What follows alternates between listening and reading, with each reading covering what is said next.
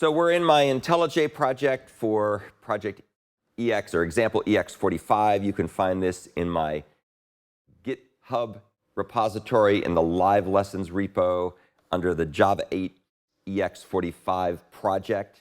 When I post this video, I'll give the link to where you can find the example.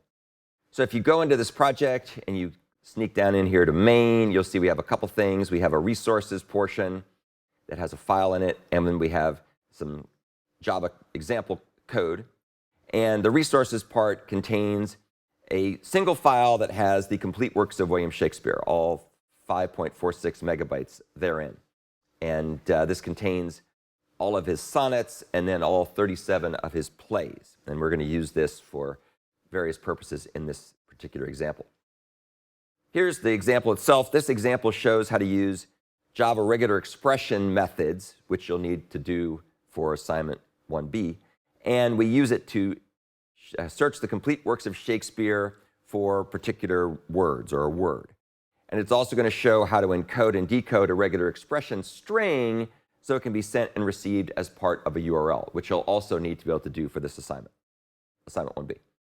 So here's the program. We have the complete works of Shakespeare text file in our resources portion of the project. We come in here and we open up that file, and we're going to split the file at the @ sign, and you'll see what the @ sign does. If you go back and you look at the file here, the complete works of Shakespeare, you can see that there's @ signs, and we use those in order to be able to separate each work of Shakespeare. So you can see these are the various plays he's got, and there's an @ sign at the start of each one. That's what we use as a field separator. So what we're going to do here is we're going to call this getInput method. And getInput's going to load the complete works of Shakespeare, read it in to a single string as a gigantic array of bytes. And then we're going to go ahead and use the first of our regular expression mechanisms here. So the first thing we're going to do is we're going to take that splitter, which was the @ sign symbol, and we're going to compile a regular expression that will use the @ sign to split things up into substrings. And then we go ahead and we call the split as stream method on the regular expression, which takes in 5.46 megabytes of Shakespeare and then creates, in this case, 38 strings in a stream of 38 strings. So it splits it by the regular expression. We get rid of anything that happens to be empty. Nothing should be empty, but we just get rid of it if we need to. And then we collect the results into a list. So we have a list of string objects as the result of doing this. And every string in that list corresponds to a work of Shakespeare. And then we make sure that everything worked. Then what we're going to do is we're going to go ahead and call a helper method called process barred words, because William Shakespeare is the bard after all. And so we're going to pass in the barred words, which is what we have up here. This is the, or I should say, actually, it should be barred works. Let's call this, rename that to barred works. And we're going to be searching for a string, anything in a barred work that begins with the word be followed by a space, like to be or not to be or some other things. There's lots of Shakespeare phrases start with be space. So here's process barred works. So we pass in barred works and we pass in the word.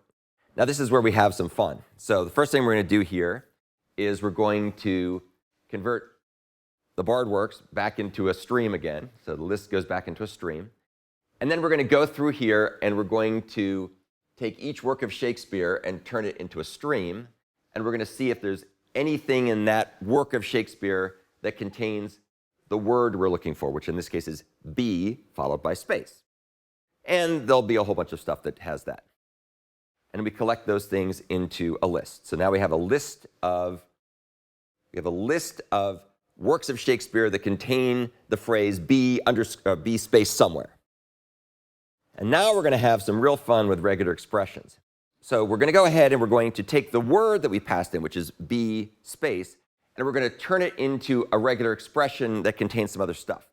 So for those of you who aren't familiar with regular expressions, they're basically ways of putting special meta characters into a string so that a regular expression parser and or compiler can convert it into something that can then be used to match against other stuff. So it's very commonly used, for example, in command lines to do matches like ls star.jpg to list all the JPEG files or something like that. So what we're doing here is we're going to say, I want to look for the word, and it has to be a word, BE space. So we demarcate it with \\b and \\b. That says search it as a word. So B space becomes a word. We're not looking for something that's going to be nested in something else. It has to be a word by itself. Followed by anything, that's what .star means, followed by true or false. So it's going to be B, blah, blah, blah, B space, blah, blah, blah, blah, blah, true, or B space, blah, blah, blah, blah, blah, false. So that's the regular expression we want to match against.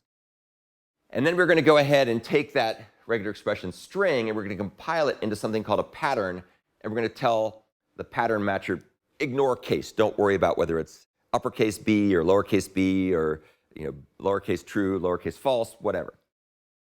So once we've created this pattern, we're going to do two things. First, we're going to show how to encode and decode it so we could pass it across the network.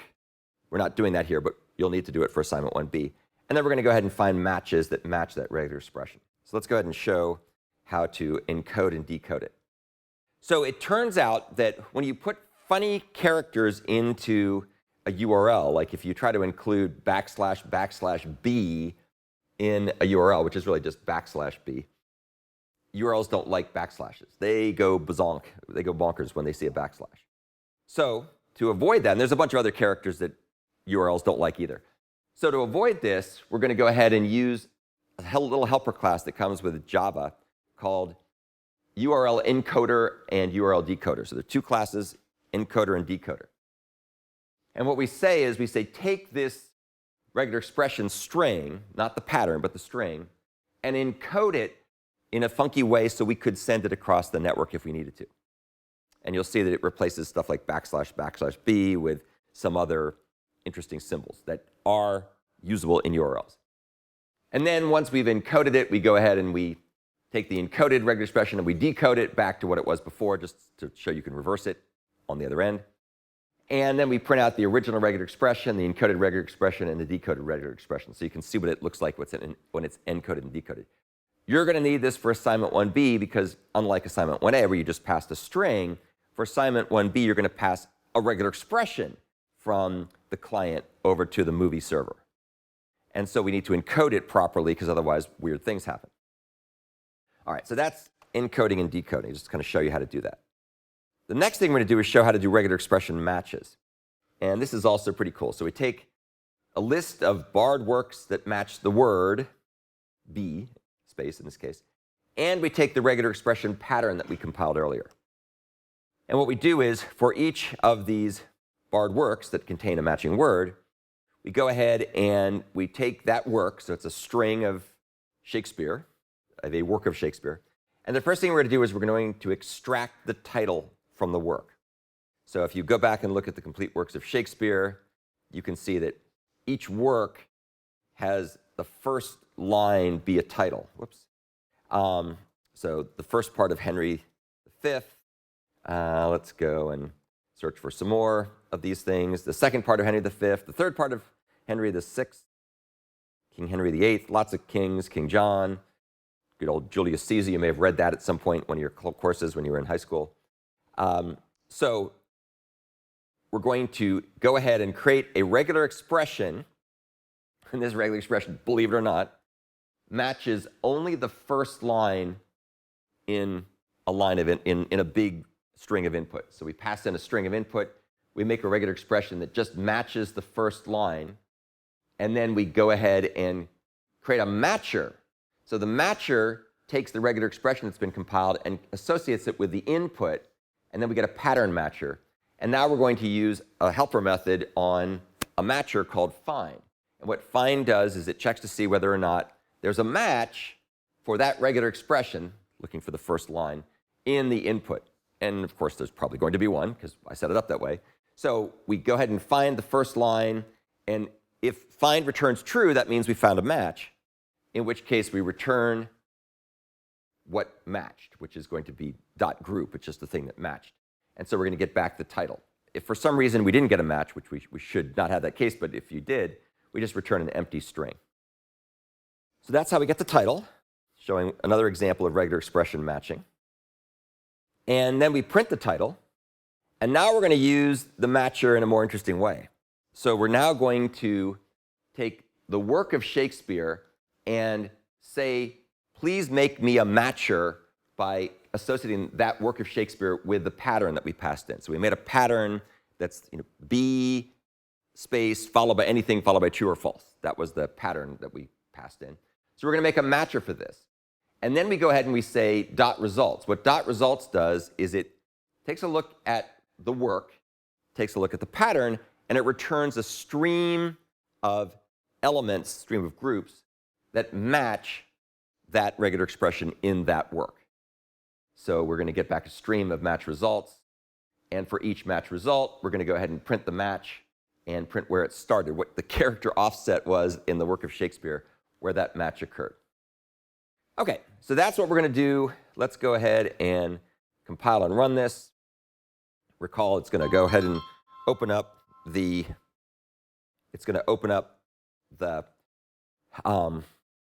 file of all the works of Shakespeare. And first thing it's going to do, it's going to print the original regular expression, which looked like this, /b followed by, /b is the regular expression indicator. It says followed by b space, followed by the /b, followed by dot star, open paren true, vertical bar, false, close paren. So that's what we passed in as the regular expression. This is what it looks like when we've encoded it. So believe it or not, that is the encoded representation of this string. And we can pass that as part of a URL. Now, of course, it looks like gobbledygook to us. But the good news is once we get it on the other side, we can convert it back into a string and then use it as a regular expression. And you can imagine where this is going to be useful for your assignment 1B, because remember there's a method that you call called something like search or get searches or whatever, or get search, and you pass as part of the URL the search word you want to look up. Well, since we're looking it up as a regular expression, we have to encode it so it doesn't confuse Spring and the whole HTTP model. So that's the encoding stuff, so that'll show you that. And then down here, you can see what we found in the works of Shakespeare. So in the sonnets, there's be false, be true, be sure that is not false, be deceased ere that there was true. So if you look through here, you can see all kinds of places where be is followed by true, and we print it out by title. So the lots of be true, be false. I was kind of surprised that that phrase occurred so much in Shakespeare, quite frankly, but it was funny to see that. So at any rate, this is just showing you how you can use regular expressions. It's showing you how you can use regular expressions with streams. It's showing you how you can encode and decode various mechanisms. OK, so that's the end of that example.